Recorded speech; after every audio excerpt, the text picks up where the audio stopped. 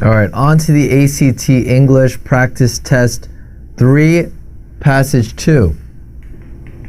So, are wolves making a comeback? That's the title, and this is basically about how wolves went nearly extinct for a while, and now they seem to be making some kind of comeback in population. There are signs that they're rising in number. All right, if we go to 16, it says, at dawn, a hunter crept across a steep, wooded, pine-covered slope. What really stands out is that you have wooded and you have pine-covered, which basically mean the same thing. If an area is wooded, they're filled with trees, and pines are a type of tree, pine trees. So, no change wouldn't work. What about sloping, pine-covered hill? If a hill is, goes like this, right? That's already sloping. It's coming at an angle. It's not flat land. So G is also repetitive. H, pine-covered slope. Yeah, that's fine. It just has pine-covered, not wooded, and then it just has slope without any mention of hill or anything like that. And then you have J, slanting, pine-covered slope. Well, slope is slanting, so that also is redundant. So H is the only answer choice that works, that fixes that problem.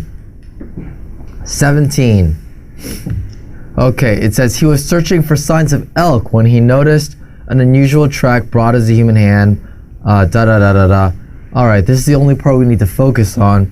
There's nothing actually wrong here. Where people often make mistakes is that they think that when they have this word when, you need some kind of comma or punctuation or anything like that. You don't. With relative pronouns, you just leave it as is, except for when you use which, you put a comma before which. But in this case, there's no need for any kind of punctuation. You just say it straight through, and you have a subject and a verb for whatever follows that relative pronoun. So that is perfectly fine. So no change seems to be correct. Let's look at B. Elk when noticing. Well, there's no unnecessary punctuation here. The problem is you don't have a subject. Okay, so you can't just say elk when noticing, because who is noticing? The elk, or is it he, the hunter? It's sort of unclear, and again, you really just do need that subject there following that relative pronoun. C, when, you have that unnecessary punctuation, so that's wrong. And then D, you have that same problem of a lack of a subject for this, or for the clause that follows that relative pronoun. So that would be the problem as well. All right. 18. Okay, when we look at 18, it says, broad as a human hand in the fresher fallen snow. Okay, well, is anything wrong with fallen? No, nothing's wrong with fallen, but the problem is fresher. Well, fresher than what? What's it being compared to? This is a comparison adjective, and there's no comparison being made. So F is wrong. What about freshly fallen? Well, fallen is that not actually a word. You'd have to say fallen. If it said freshly fallen snow, and that would be okay, but in this case, not a word. And H, newly fallen, that seems to work. You have this adverb newly, and then fallen is the adjective describing snow, okay? And then you have newer falling. This is the same problem where falling is okay, but newer is the problem because it implies there's some kind of comparison being made, and there's no comparison at all here. It's just describing freshly fallen snow or newly fallen snow. So H is the correct answer. 19. All right. He thought it might have been. Was there anything wrong with this? Might have been? No, nothing wrong with this. Okay? It might have been this, it might have been that. The problem is, in conversation, you often say, oh, it could have been this, it could have been that. And it sounds like of. It's never of. It's might have or could have. Okay? So B and C are both wrong. What about just could? D. He thought it could been made. No, the construction is not could been, it's could have been. So D also would be incorrect. That's an incomplete construction of that phrase. It needs to be could have been. So the only one that makes sense is might have been or might have. Okay? 20. Which choice provides the most specific transition to the next paragraph? Well, what transition are they talking about? Something. Oh, ambiguous. We don't know what that is. He thought it might have been, because he's talking about unusual tracks. He's saying, he thought it might have been made by something. By what? Well, what's the next paragraph about? Even though wolves supposedly disappeared from the area years ago, the hunt story was not unusual. So this next paragraph is talking about wolves, and the prior paragraph talks about a hunter finding some tracks. So what would make sense to put here? What would transition to the next paragraph that's talking about wolves? I don't know. A wolf? A wolf's tracks? That would make sense. A large animal is very similar to just saying something. It's pretty vague. It's not specific to paragraph 2. And then someone else, what does that have to do with paragraph 2? Just finding tracks of another person? That doesn't really logically transition to the next topic. So a wolf is most specific and most logically transitions to the next paragraph. 21. All right. Even though wolves supposedly disappeared from the area years ago, is there anything wrong here? I don't see anything wrong here. You have this noun, and then you have this adverb describing how it disappeared. Well, it supposedly disappeared. Maybe not sure, but supposedly, or that's what people say. Nothing wrong in here. You don't split up adverbs from adjectives. You just say it one after the other. Like you could say, I happily ate the chicken. Well, I don't say I happily, ate, right? I just say I happily ate the chicken. So A seems to be fine. What about B? Wolves, supposedly. This is the problem where you have this unnecessary comma here between the noun and the adverb that's describing the verb. Here you have an unnecessary comma between the adverb and the verb disappeared. And here the problem is this apostrophe says that wolves is plural, but there's some kind of possession, meaning it's like the wolves is food, the wolves is territory. Well, this is not a possessive situation. This is talking about how wolves had disappeared. So there's no possession here. So that does not work. All right, on to question 22.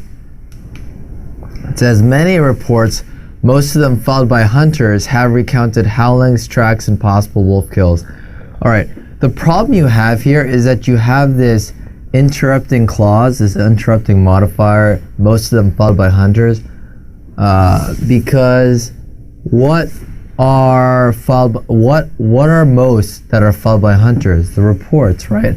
So this is basically just describing reports, and when you have this interrupting modifier, essentially a big adjective, what you need to do is you need to separate it out by commas or parentheses or dashes to make it grammatically clear that it's just not part of the essential meaning of the sentence, not part of the essential aspects of the sentence, meaning not the subject and verb themselves. And so what the problem here is that you don't have this comma at the end. If it had a comma, that would be correct. No change obviously would not be the correct answer. What about G, reports? Reports, many reports, dash, most of them followed by hunters, dash. Well, that actually just does exactly what this interrupting modifier needs to do. It separates itself from the rest of the sentence, from the subject and verb, with dashes, and that's completely fine. What about H? The problem with H is that it has this semicolon here, and whatever you have on either side of the semicolon has to be a complete independent sentence or an independent clause. And if you have this semicolon right before reports, you have many reports, just a noun. Can that be an independent clause? No, there's no verb. So that doesn't work. What about J? Many reports, comma, having been filing by hunters. Well, you have the commas here, but this is a wrong construction. You shouldn't have this ing. What you actually need, or this participle, what you need is the past participle that says having been filed by hunters, not having been filing, because this is a past tense situation, and so this doesn't make sense. All right. 23. Which of the following true statements, if added here, would best strengthen the assertion that wolves are present in northwest Wyoming? So this is a logic question. Many other wolf sightings have no doubt gone unreported. Well, that could, but is this true, or is this kind of just guessing? Well, I guess probably a lot of people have seen wolves. They just haven't said anything about them. Could be true, but it's not really good evidence. It's not something that is necessarily reliable. So let's go to B. Others have mentioned seeing garbage cans tipped over and food spilled on the ground. Well, anything could have done that. They just think, well, maybe it was wolves that tipped over the garbage can. That's so random because it's so unspecific. It wouldn't really help the case that wolves are present in northwest Wyoming. Anything could have done that. What about a camper's daughter imagined seeing wolf-shaped shadows near her tent at nightfall? A camper's daughter, I don't know. I mean, I would think a lot of kids, if they go camping, are going to be like afraid, and they're going to think, oh, there's a wolf shadow there. Also, you have this word imagined. So, I mean, that really doesn't give any kind of evidence that wolves are present in northwest Wyoming. What about many rangers, which are like park rangers? They're kind of like the policemen of the forest.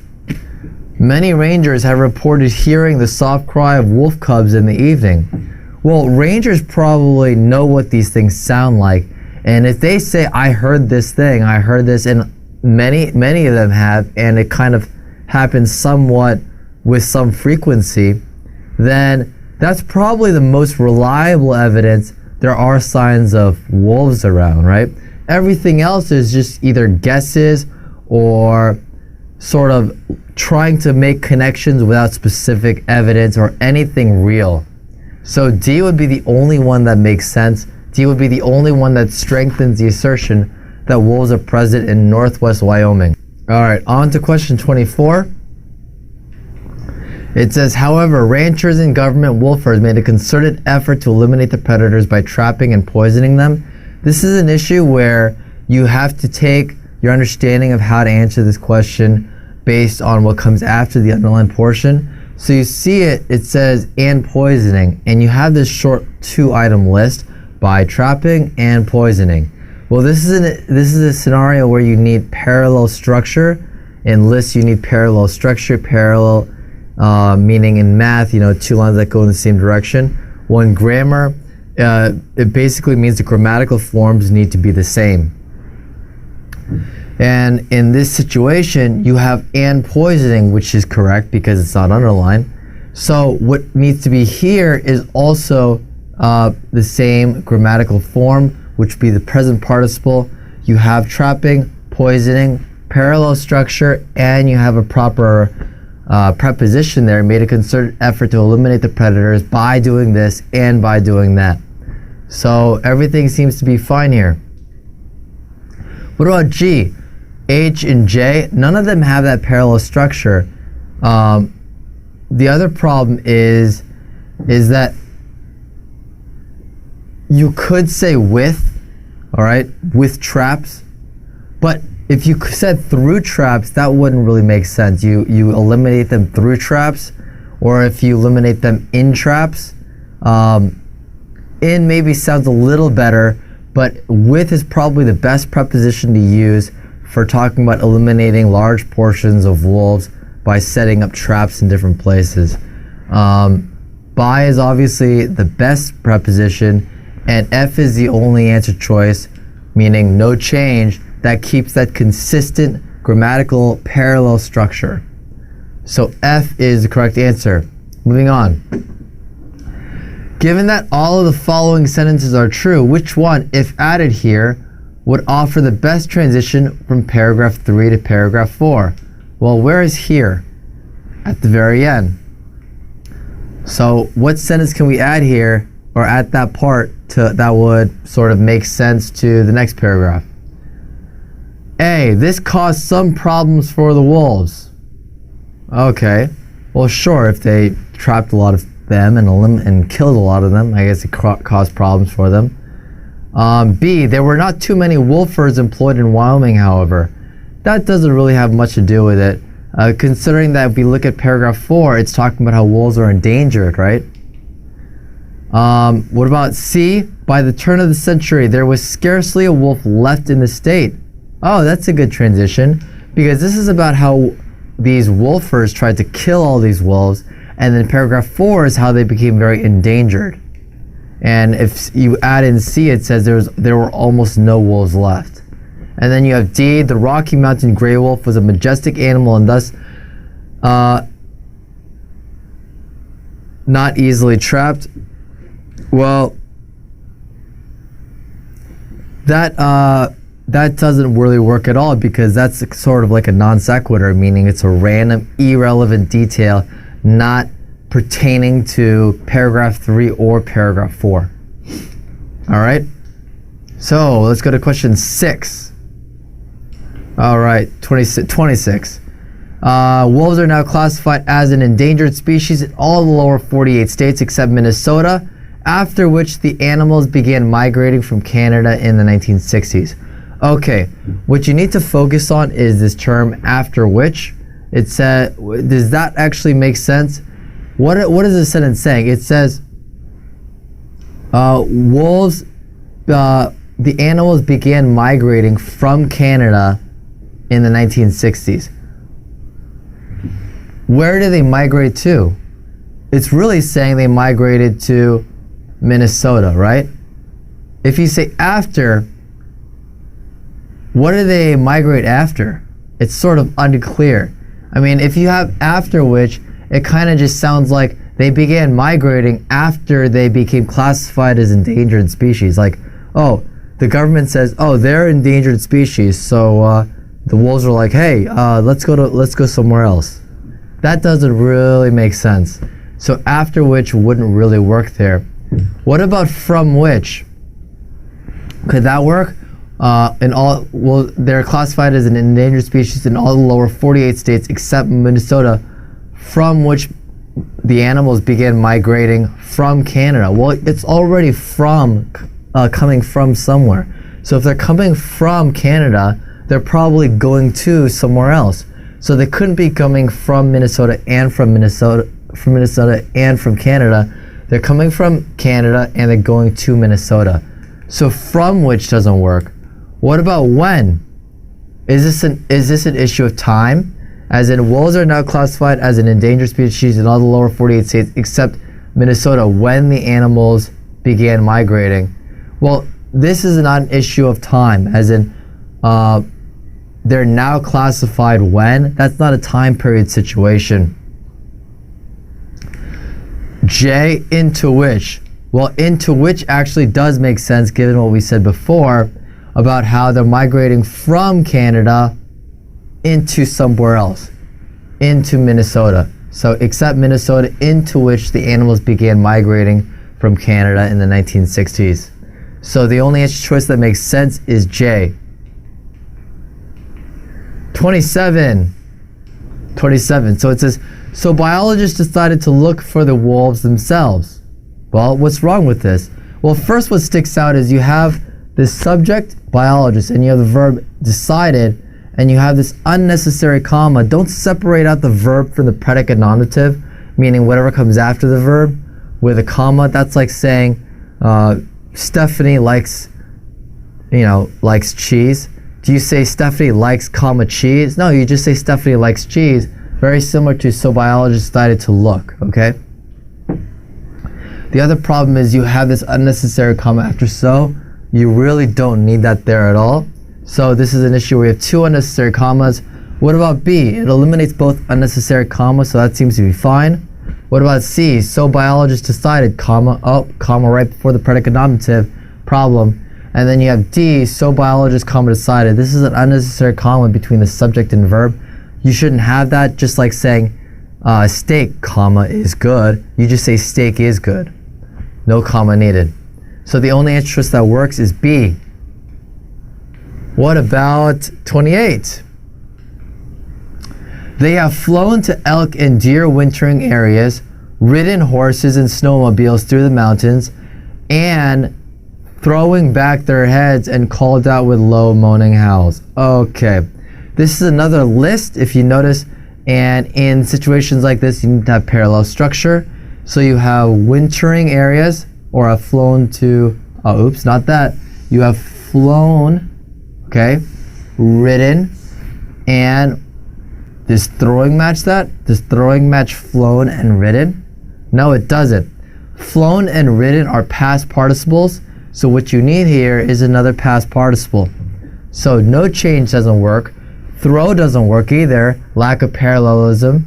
Threw is just past tense. But J, this is the past participle form, thrown, had thrown. So J is the only question or answer choice that makes sense. All right, on to question 29. It says, even thrown back their heads and called out with low moaning howls in hopes of communicating with the wolves. There's no problem here. You have this prepositional phrase followed by another prepositional phrase. You don't need any kind of, weird punctuation or anything, just leave it there. And it logically makes sense. They are doing all of this stuff in hopes of communicating with them. Okay? Let's look at the other answer choices. Well, to hope to communicate, would that work? If you have to hope to communicate, it changes the meaning of the sentence, because it makes it sound like they have flown to elk, they've flown here and ridden horses, and they've done this to hope to communicate. The purpose is just to hope. Is that the purpose? No, the purpose is they want to actually communicate, but they're hoping that they're able to. To hope makes it sound like the purpose is really just to hope, okay? To hope to communicate. So that changes the meaning enough where that wouldn't work. What about in hopes to communicate? Well, this sounds correct, and many people would say, well, this could be right, and this is one of those questions where you could get stuck trying to choose between A and C. The problem with to communicate is that you have an infinitive following a preposition, and what you actually need to have is a preposition following a preposition in this case, okay? If you have an infinitive following a preposition, that's incorrect, but you can have an infinitive like to communicate following a verb. Like if I say, I like to eat, right? To eat is the infinitive, like is the verb. So that makes sense. You can use an infinitive in that way. But in this case, the construction is in hopes of communicating, the preposition following the preposition, not having an infinitive following a preposition. And also, if you read a lot, you'll probably notice that if you ever see in hopes of, you'll see in hopes of doing this, in hopes of doing that. That's just the proper idiomatic way of describing things. And then if you have D, in hopes communication, that's certainly wrong, because hopes is possessive. That's like saying communication somehow belongs to hope. That wouldn't be the case. So D is certainly wrong. So A is the correct answer choice, in hopes of communicating. 30, last. In order to explain why it is not ordinarily dangerous for people to be near wolves, the writer is considering adding the following sentence to the essay. Contrary to popular belief, wolves rarely attack humans. If added, this sentence would most logically be placed after where? Okay. So basically a sentence about how wolves rarely attack humans. Sentence 3, paragraph 1. Paragraph 1, where is sentence 3? He thought it might have been made by something. And then you say, contrary to popular belief, wolves rarely attack humans.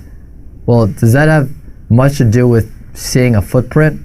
And then what about the next sentence? You're just talking about how they disappeared. That doesn't really have much relevance. What about sentence 2 in paragraph, after sentence 2 in paragraph 2? Paragraph 2, where sentence 2, many reports, most of them followed by hunters, have recounted howlings, tracks, and possible wolf kills.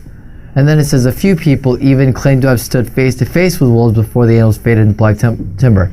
This is the key, sentence 3, because what does sentence 3 say?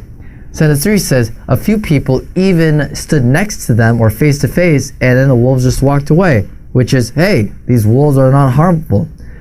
The fact that they use this term even emphasizes the fact that they probably should have said something before this sentence about how wolves are not harmful. So you could say, wolves aren't harmful. Really? Yeah. I've even stood in front of one face to face, and then it just walked away. So, sentence 2 seems to be a great place to have it after sentence 2, Ming. What about after sentence 4 in paragraph 2? After sentence 4, the United States Forest Service verified 30 reports of wolf sightings in the past decade. Okay, that whole sentence is about wolf sightings. It's not about whether or not they're dangerous or any information relevant to that. And that's the end of the paragraph. What about J, the first sentence in paragraph 3? According to Forest Service officials, the Rocky Mountain gray wolf was common throughout most of Wyoming. Okay, that really doesn't have much to do with whether they're dangerous or not. So that wouldn't work either. So the only answer choice that makes any sense at all for placing this extra sentence would be G, sentence 2 in paragraph 2. All right, so you did finish passage 2. On to passage 3 in, whenever you're ready.